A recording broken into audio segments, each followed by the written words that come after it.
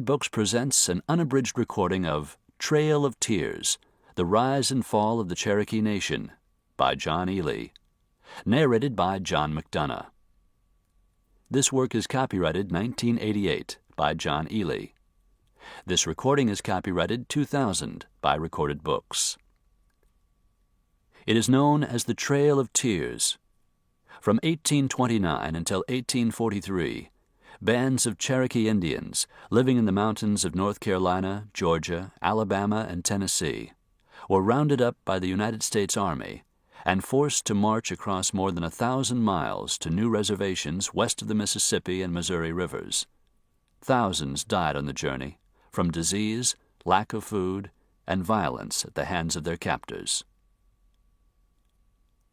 And now, Trail of Tears. Chapter 1. Investigations were made in the 17th and 18th centuries to determine whether the American Indians were the lost tribes of Judah, and it was pretty well proved both yes and no, and unprovable either way, which made it an excellent topic for study and exploitation, one populated by warm bodies and tear-stained faces and beautiful waiting children. James Adair, an Irish trader who lived among the Cherokees for 40 years, decided the Indians were indeed one of the lost tribes and wrote 70,000 words on the subject at a time when printed words were dear.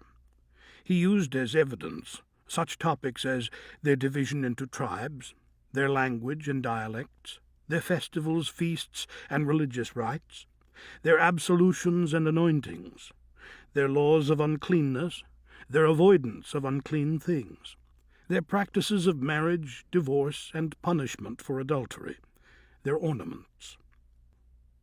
Adair was one of a series of writers who held similar views, among them Gregorio Garcia in his Origen de los Indios de El Nuevo Mundo, 1607, Bartolomé de las Casas, Thomas Thorogood in his Jews in America, 1650 and 1660, John Eliot in his Conjectures, Manasseh ben Israel, Cotton Mather, Roger Williams, William Penn, Charles Beatty in The Journal of 2 Months' Tour, 1768. The Cherokees were often selected for distinction because they were inheritors of a dignity beyond their rather simple means, and even referred to themselves as the principal people. Their lands were the center of the earth. All else radiated outward from there. Naturalist and social historian William Bartram reported on them, "The Cherokees in their disposition and manner are grave and steady, dignified and circumspect in their deportment, rather slow and reserved in conversation, yet frank, cheerful, and humane, tenacious of their liberties and natural rights of men, secret, deliberate, and determined in their counsels, honest, just, and liberal, and are ready always to defend their territory and maintain their rights." Male and female, they were hospitable but uneffusive.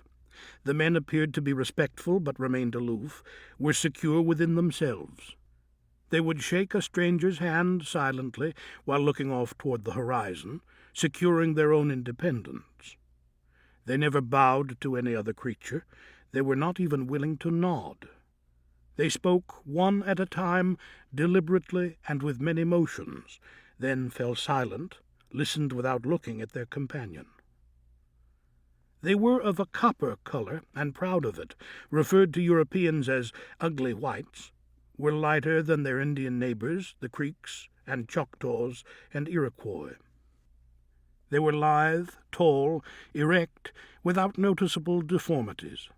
Their spoken language was musical, punctuated by guttural, breathy breaks. The men enjoyed ball games, hunting, and warfare.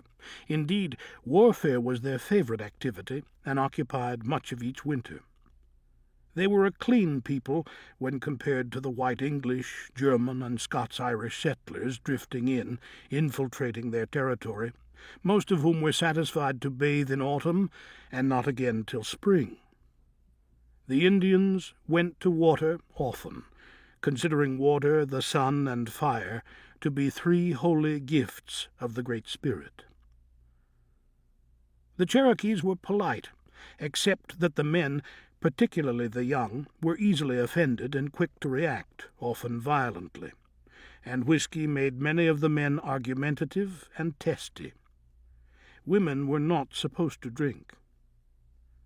The maidens were particularly appealing for whites as well as for Indians.